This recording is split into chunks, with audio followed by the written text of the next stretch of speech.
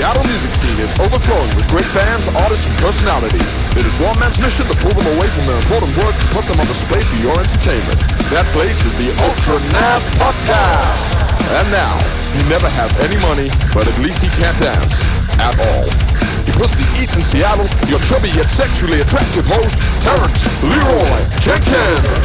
Now let's start the show. All right, today we have Peter Klett, owner of Session City Sound Studio and a founding member of Candlebox and many other great projects like Lotus Crush and Red Light Music, which I thought was great. And we'll get to all that.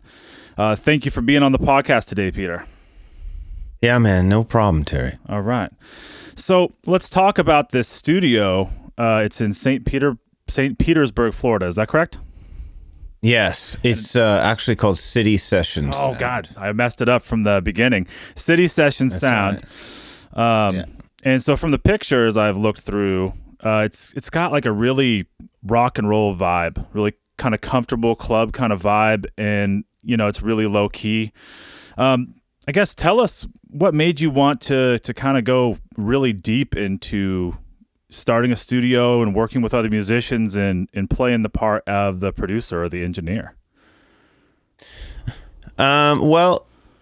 You do rock and roll for so long and you tour and and that's cool. I mean, that was a extremely cool, wonderful, blessed time of my life. And then I kind of stepped away for a bit, but I've always liked studio gear, microphones, mic preamps. I had a setup in Seattle before I moved to Florida, and Scott and I would, spend all day tracking drums, and he enjoyed it so much that he was cool with me literally swapping out mics, different mic preamps on the snare or the kick or the overheads or whatever. So I literally started out with really cheap mics and cheap mic pre's and just started adding and trying and getting better mic pre's and blah, blah, blah. And I just gained this love for that part of the music business. At City Session Sound, it's very laid back. It's all kind of in one room. It's dark and moody, and it's a very creative space. Yeah, it looks really cool. I mean, I can even tell from the pictures I get this really, like, I know you've played a lot of clubs and stuff. I kind of get that vibe. Like, it's really just, it must be really comfortable for someone to just step in there and start being creative, Yeah, it definitely has a vibe. I guess I never thought of it as the club vibe, but yeah, I could totally see that. Maybe it's different from the pictures. I don't know.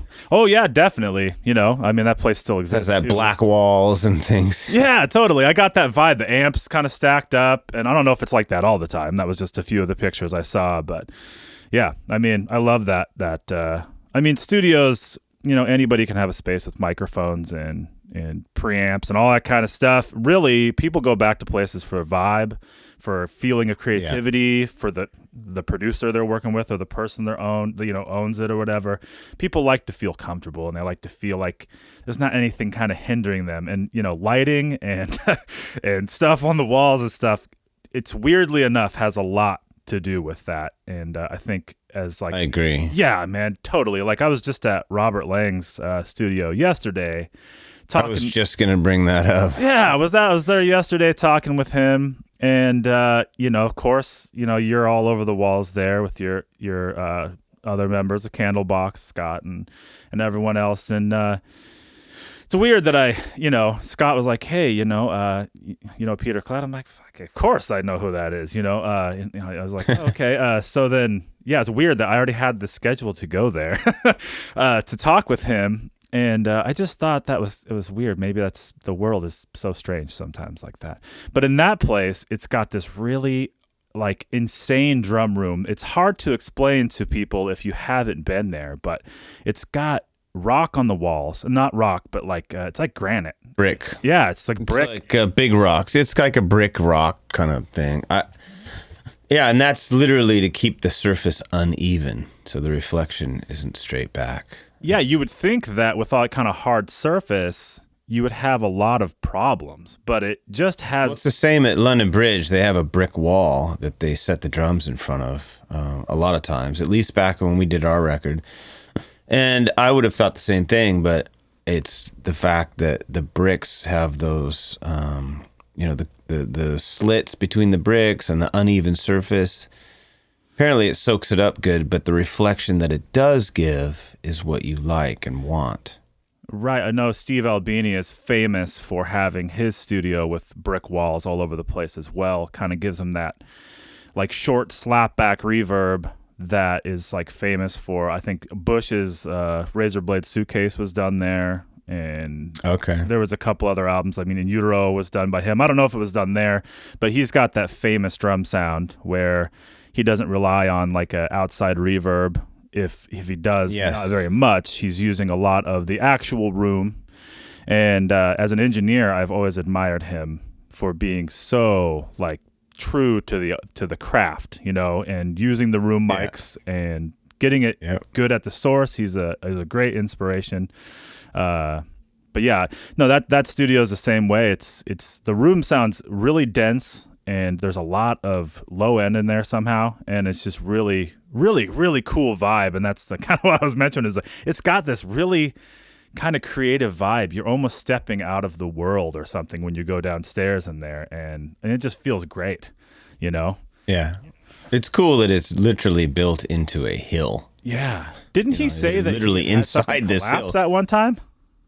What's that? I thought he said that like the place had something had collapsed at one time, or a wall had collapsed, or maybe I saw that somewhere. I wouldn't be surprised. Yeah, I think I don't remember hearing that, but he's got that chamber section right as you walk in the door downstairs. That the reverberation in that alone is just worth it. You put drums in there, and it's just this cavernous sound.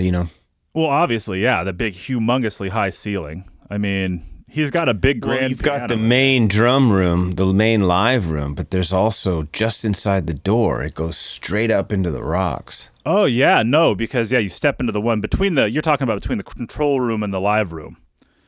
Yes. Yeah, totally. No, when you walk in there, your ears even kind of like adjust, and you get kind of weird. Right. Yeah, it's really cool. Throw a mic back in there, dude. You cool. get an awesome room sound for sure. Yeah. So that's that. But so I guess I'm interested because I have my project studio, and I record people here, and like I said, I was trying to make a good vibe. But I've recorded in a few places over the years, and I tried to bring some of that stuff back to where I record because it made me feel comfortable, And I've always been the kind of like I've always liked the idealism of like an instrument being like a comfy pair of pants or something, like your favorite hoodie or whatever. Like Eddie Van Halen kind of made his guitar like this really comfortable thing, even though it didn't look great. So I've always loved studios that were kind of like that had like, I wouldn't say I would like them to be filthy and smelly and stuff, but just kind of like they have stuff on the walls reminiscent of maybe what that person has done. I like string lights. I don't know what. I love the vibe of that. I love, posters and stuff, and kind of make it feel like your rock and roll bedroom from when you were a kid. I always liked that vibe. So I guess. Well, you would like it here then. Right. Yeah. So that's exactly what it is. From the pictures, I can see that. But I guess the question is, were there any studios you were in that you brought some of that back home with you when you made your studio? Was there any particular studio that you were like, wow, when you were there, that you were like, I would like to make a studio like this, Well, both Langs and London Bridge are huge parts of my past with Candlebox. And also Lotus Crush did the Rabbit Hole record at Langs. You did? The significance of Langs is that our demo tape that we did, which was later coined the Red Tape, we did the songs, the pre-recording of the songs that literally got us our record deal. We had Far Behind, Change, You, Rain. All the hits. Like 8, all on this red tape, right? But literally, we captured something with You and Far Behind that we did not recapture when we went to go record the actual record. So we made the argument, and I was pretty adamant personally that we used the original recordings of Far Behind in You because they had that thing. So what you hear on the record is remixed versions of the recordings we did at Robert Lang's. Wow, really? So those two were, yeah. And then the rest of the record was done at London Bridge, which all turned out really well. So it has a special place for us, at Lang's because of that reason. That's amazing. Yeah, I mean, and, I wasn't going to get into Candlebox this early in the interview, but yeah, I mean, it's obviously a huge part of your career. I'm curious, and I was going to ask this at the very end, but I guess I'll ask it right now. As a obviously huge fan, I'm in my mid-30s, so when Candlebox was at their height, I was probably like 10 years old, 12 years old. Mm-hmm. I was just starting to play guitar, and back then you could. I mean, they're still available. Like, I used to have a tape deck. Like, my family wasn't very rich, and I lived in this little apartment, and I shared the room with my sisters and stuff. So I used to put headphones on when I go to sleep because they would always be fighting with each other and shit. And I would record like these mixtapes. Sure. Of everything. All the mellow stuff. Well, no, because it was like, well, probably probably had some whatever's more emotional, right? But on KSW, you guys were just all the time. Like always on. Right. That album had so many hits on it. It was insane. It's like, I don't even know how to say it, but somewhere around the time, the same with like Pearl Jam and what is, coined grunge, I guess, which I don't think Pearl Jam is grunge. And I don't hope that doesn't offend you, but I don't think you guys were grunge either. No, we've always said that we're just a rock and roll band. Yeah, Same right. with Pearl Jam. Alice in Chains was, if you were to say grunge, they were probably the heaviest. They were heavy. Grunt truck kind of thing, but yeah, no, definitely. And Tad, I guess that would be grungy. Green River, that kind of like stuff was a little bit dirtier. That's like when someone says grunge, I don't really think Nirvana. Well, I was shown by my uncles and stuff, the Melvins and like I said, Tad and stuff like that, and Gas Huffer and Mudhoney and all those famous Seattle bands from back in the day. That's what I consider grunge, so like kind of an elevation of punk rock, if you will. It's kind of like do-it-yourself kind of rock. And, you guys in Pearl Jam and Alice in Chains seem like you were really like professional musicians. And that's not to take away from the grunge scene, but they definitely had a different aesthetic. Well, I think Stone and Jeff were in Green River, and that was a lot messier music back then. But you grow and you get better. I think Stone was, his style, his versions of the writing, I think was the best when it came to Love Bone and Pearl Jam. I think once he stopped becoming the main songwriter, I just didn't like it as much. I thought Stone was the guy that created that Pearl Jam thing, that vibe, and I don't know who wrote the songs, but you can tell if Stone, I think you can tell if Stone's written the song or not. Well, I mean, he has the more kind of soulful approach, I guess, to the songwriting.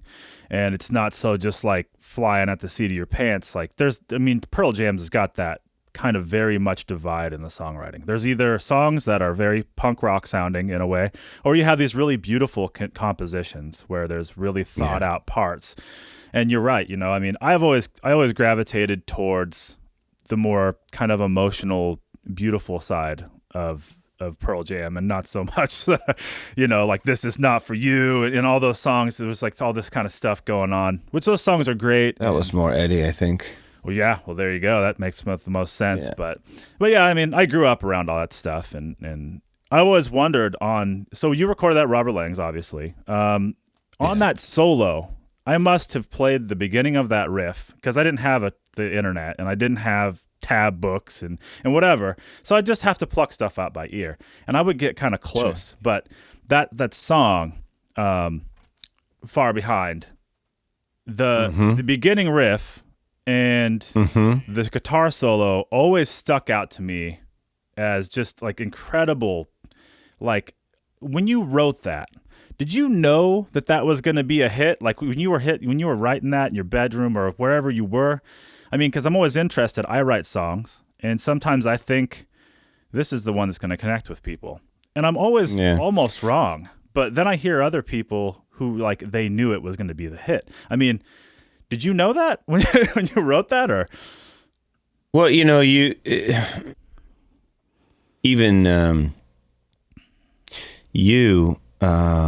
just soon, I think Kevin said, do something in 6/8, and Barty had a bass line. So he started going, doom, doom, doom, doom, doom, doom. Scott came in, and then, I just started fiddling around and started doing that guitar line, doom, doom, doom, doom, doom, doom. And it's nothing mind-blowing. It's very simple. But once I started doing that with the combination of Scott and Barty, it just instantly was like, oh, this is cool. And then as soon as Kevin started singing, Absolutely. As far as Far Behind goes, I mean, once we started writing it and it started to become a real song, I mean, you knew there was something special there, and not just us, but it was an instant, immediate, universal reaction of I love this, So we knew there was something special. Did we think that we could sell millions of records? Not at the time. But we knew we had a fleeting chance of having some kind of success, like getting out there and getting attention. And then as soon as we put that tape out and people really started to hear the music and come into the shows, and we knew we were going to go somewhere. We didn't know how far, obviously, but we could tell there was something special. That's awesome. Yeah, I mean, and that song is so emotional, and I don't, it's every time I hear it, even when it comes on the radio now, it brings me back to a place where it brought me great kind of like, it made me happy to listen to it in a time when things weren't so happy, and music is just great like that. So that brings me to the next thing. You have played guitar in so many projects and so many different things, and that's been over the span of such a long time at this point. You have such a great body of work. I guess I know for better or for worse as a guitar player, I kind of sound like I sound, no matter if I'm playing through like a JCM 800 or someone's like Mesa Boogie or whatever it is, I always sound like me. And that just kind of is because I think I'm always searching for that, or, I think intentionally I wanted to sound like James Hetfield from the time I was a kid. I wanted those palm mutes. I wanted that sound. It made me feel happy. And when I played clean, I wanted to sound like David Gilmour. So I don't think I ever got there, you know what I mean? Because that would be extremely conceited of me to think that I ever did. But, sometimes I'll be like, just kind of blown away that no matter what amp I'm using or something, I just kind of always am getting to the same place. And when I listen to like Self-Titled, or we listen to like the latest Lotus Crush, I mean, you sound like you always do. You have the same kind of vibe. I know that you're probably not trying to do that, but you stick out and it shines really bright, and you have a big hand in the way that stuff sounds. I guess, is that something that from the beginning you were intentionally, trying to emulate somebody, like a lot of people would cite like Jimi Hendrix or Stevie Ray Vaughan or something. I hear some of that in there, but I mean, you tell me what did you just kind of like improvise and let it fly from the time you were young, or were you like really obsessed with a couple guitar players? So with me, it started out, I was real young, obviously, and I was a huge fan of Angus Young. Oh, nice. So it started out with him and learning, AC/DC songs, and there was a thing back in the day called Star Licks, and you could send away for it, and it came with a booklet of tablature and a cassette tape, and it would go through the songs and the solos and play the solos slow, medium, and normal, so you could pick them out, And that was when, so what Back in Black was 80, so the early 80s was AC/DC, but, as I got older, my era of guitar wizards was the 80s, probably the number one band that I went to and learned all the stuff was Iron Maiden. That was a huge thing. Wow, Iron Maiden. Yeah, I learned it all the way up through Power Slave. I was a huge fan. Amazing. And those two guys were heavy metal, but they came, like most great guitar players, from a bluesy kind of approach. There's the Whittla Whittla guys, there's the Yngwies of the world, but I think that the real players that can create soul and emotion are the guys that come out of kind of the blues licks, and then they modify it to be more modern or whatever, however you approach it. But so those guys were huge. Michael Schenker, for one, the Strangers of the Night, the live record. So then UFO was huge for you then probably too, or? Yeah, I mean, that's Michael Schenker was the guy in UFO, and that solo in Rock Bottom was a big thing too. I tried to learn that to the T, and the way he bends, the way the sound is, the approach to the pulling of the strings, I never really learned a lot of Zeppelin, but that was huge. Gilmore is probably... He goes into everything though, yeah. What's that? Jimmy Page just kind of seeps into all music though. It's like nothing you can do about it. Yeah, they covered the whole... Exactly. The whole thing. Gilmore obviously is huge. Just, can take one note and bend it. The solo for You is very much a Gilmore approach at the end. You're just holding that note, because that's, you find it's like a pressure point. You push and it creates this reaction. And it just felt right at the time to just hold that one note. Not to interrupt, but you have great bending, which I have always strived to have excellent pitch in my bending and good feel, because I grew up around a lot of guitar players who were like really into metal, and they just totally like hurdled over that and went straight to playing as fast as they could, and then later on tried to add like good sensible bending, and I didn't really ever have to try. It doesn't seem like you did either. It seems like it's a really natural thing for you to hit a note, and then you need to go a whole step up or something, and you just hit it. I really love that about your guitar solos and stuff, man. Thank you. I focused on it. Just the way how you hit the string, how hard you hit the string. I mean, really, it's funny. A lot of guys, they really want to sound good, and unfortunately, some guitar players just are never going to sound good, and they keep buying pedals and different amps and different guitars hoping to find that thing, but really it comes down to your hands.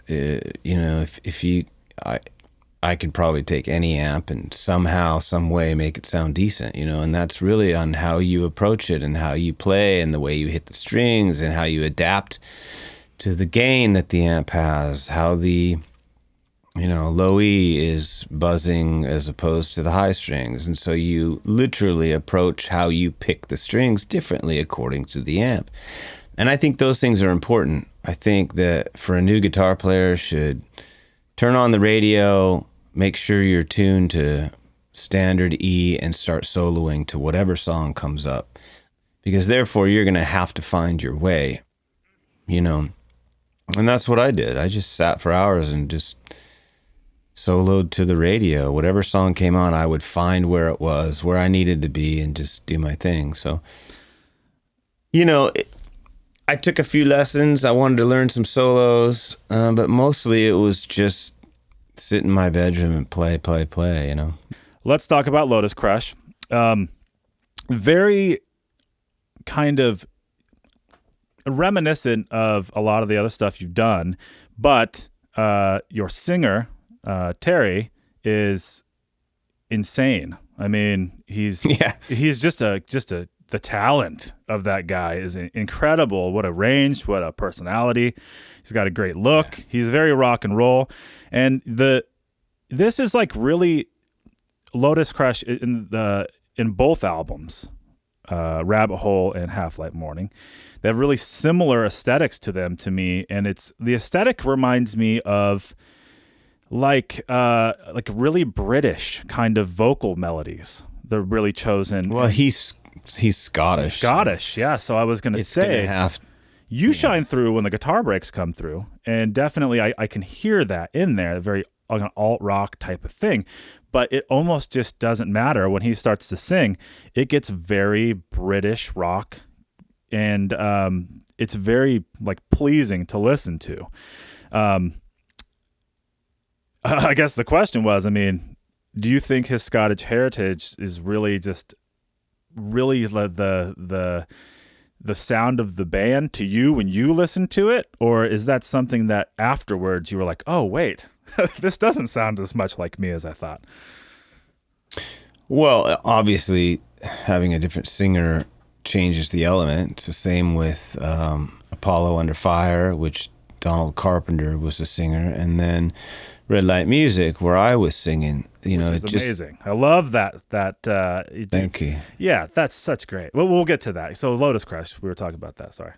Yeah, and, you know, Terry has a certain approach. He's very British, so he's going to have that. He grew up with, you know, in the Scotland, but you know, there's the English bands were very close to, you know, so yeah, that's his thing, that's his heritage, and that's what I love about it, because I think the British, when it comes to music, they're just good.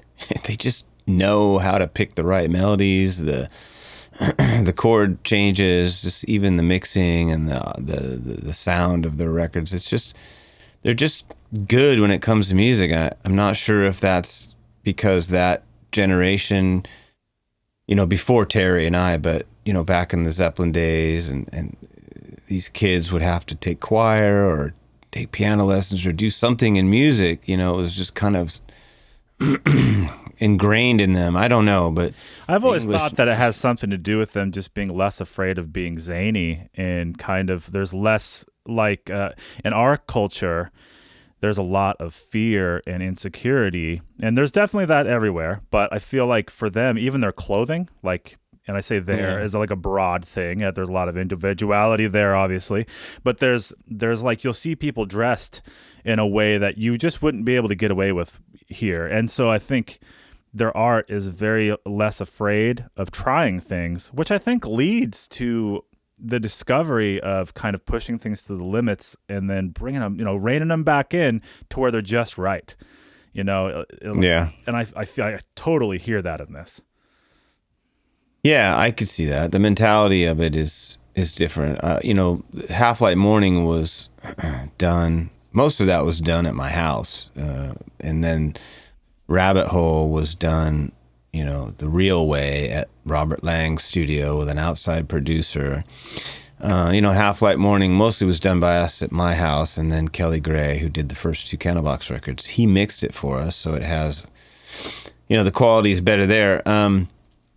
And then Rabbit Hole is just a lot deeper. It goes a lot further into melody, songwriting, textures. You know, Half Light Morning was more straightforward rock and roll, coming off of, you know, a Candlebox stint.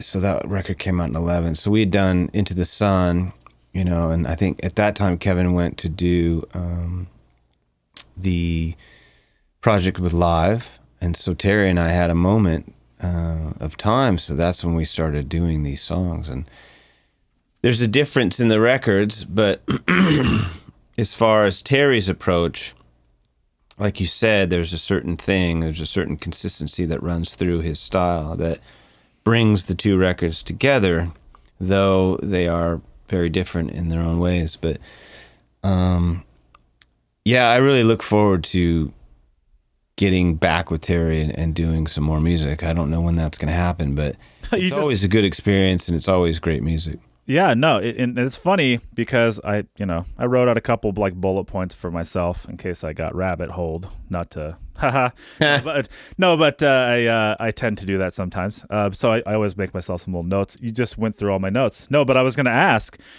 The next thing I was going to ask was, so I've listened to both of those quite a bit. and they have really similar productions in at least. And you answered my question. It's the mixing.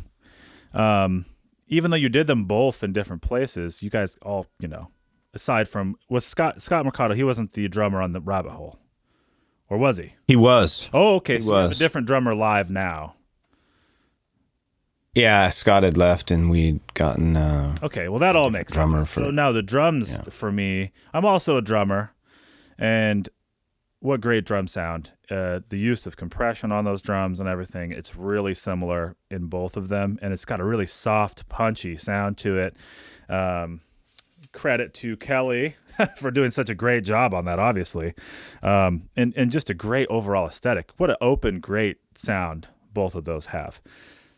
Yeah, Kelly did the first one, and then our friend Justin Armstrong, who's engineered Dave Matthews and other big acts, he mixed. No. That's not true. Sorry, he engineered it. So he was, unlike Half-Light Morning, it was engineered mostly by me, who was a hack at the time. But Really? Dude, Rabbit Hole. I think the end productions aren't that much different, so you might want to dust off your shoulders on that one. I mean, Yeah, fair enough. Thanks. yeah, I mean, But Justin Armstrong, so anyways, the engineering and the fact that we were in a real studio with really good mics, and then they shipped it out, and I can't for the life of me remember who mixed Rabbit Hole. oh wow. But it's a famous guy, and it's just eluding me right now. But so, you have Kelly in his basement doing Half-Light Morning, and then you have the other guy, I don't know where he was, but he's probably in the box, somewhere in his house in a setup studio, so Right. it's really on how you perceive the songs and how you compress the snare or whatever samples you might use, Right. Anybody, if they know what they're doing, can create a drum sound that sounds as though it's in a place like Lang's or London Bridge. It's these days the plugins and the samples are so good. It's almost unfair. So I just have a few more bonus questions at the end. I know you've toured all over the world, if not just in the States and Canada. I mean, what is, off the top of your head, we'll just get like what's the kind of the craziest thing you can remember happening while touring with one of your bands? Well, the craziest thing happened in the very, very beginning in a van headed, south. We had a single axle trailer without a brake. And if you start putting on the brake, the trailer starts wobbling.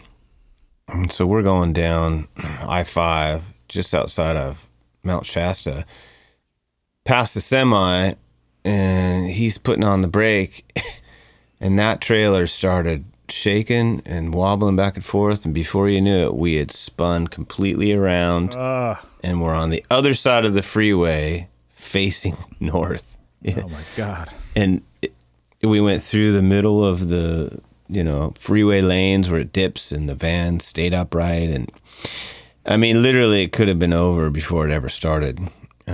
So that's probably the craziest as far as that goes. But like when we played Woodstock and we walked out on stage, and there's just all those people. The first night that we opened up for Rush was like, oh my gosh, look at that, because it's a stadium, it's an arena. It was awesome. I mean, it was beyond cool, and they were cool, and the whole experience was just, it was magical, we were on fire. It was just a great time. Is there any plans, like solid dates for getting back together with the guys and getting some new music for Lotus Crush? Not really in the near future. Everybody's kind of scattered. I'll send ideas to Terry once in a while. But I think he's focused right now on family and his solo stuff. But we always will call each other out of the blue and be like, oh man, I'm getting that itch to go do some writing. You know, I'm feeling creative. And that's when I'll send them an idea or something. But it's been pretty dead lately. I think everybody's kind of just living and trying to get through and do what they got to do. And nothing in the future. You know, I would love to do another Apollo Under Fire record. But again, Donald doesn't live here anymore. So it's just hard when people don't live in the same state and I can't just drive down to his house with an acoustic and start, you know, writing music. Yeah, I mean, I know how it is too. Plus, you got your family, you know, you got your business, you got all this stuff going on. I mean, having a family is, dude, it pulls you all over the place and in really good ways. And it almost just is like, I got to be doing this right now. Because, you know, when you got kids and I have a boy, time goes by incredibly fast. One day they're learning how to walk and you see them take their first steps and then, dude, you just blink and all of a sudden they're in kindergarten and you blink again and they're doing, you know, it's just like, I am so glad that I spent so much time with my son. But I know a lot of people who did not. And, you know, they probably look back on that and they're like, damn it, you know. So, you know, I get it. You got to spend that time. Yeah. But, you know, once you get to a point, it's time to get back in the shed and write some tunes. And you'll have some inspiration probably, you know, because you have all this emotions, you know. So maybe that's what you got to do is let the emotional bucket fill up before you go back in there, you know. Peter is doing recordings, and you can contact him through, he has a Facebook page for City Session Sounds. I know that I will put it up there again, but I believe it's Peter Klett Music. Is that the link where they can contact you for booking or? Yeah, they can email peterklettmusic at gmail. At Gmail. Excellent. And then are you on Instagram as well for the studio? Yeah, and City Sessions has an email as well, citysessionssound at gmail. But you can always just message me through my personal on Facebook or whatever you need to do. You know, people that don't live in the state, oftentimes they'll have me mix something. I had a band out of Nepal ask me to master their record, which was cool. Awesome. You know, once in a while people travel here to record, but you know, the rates vary. If they just want to use the studio itself, it's like $40 an hour. If you want me to engineer, $60 an hour. If you want me to do everything and produce your record, it's $80 an hour. I mean, that's pretty fair rates, honestly. So you heard it, folks. Get a hold of this man. He will work his ass off for you. Do all, you know. I will. He knows what he's doing. He's sold kabillion albums. He's wrote some great songs. He's a great ear to have. So thank you again, Peter, and I'll talk to you later. Yeah, Terry, thank you. All right.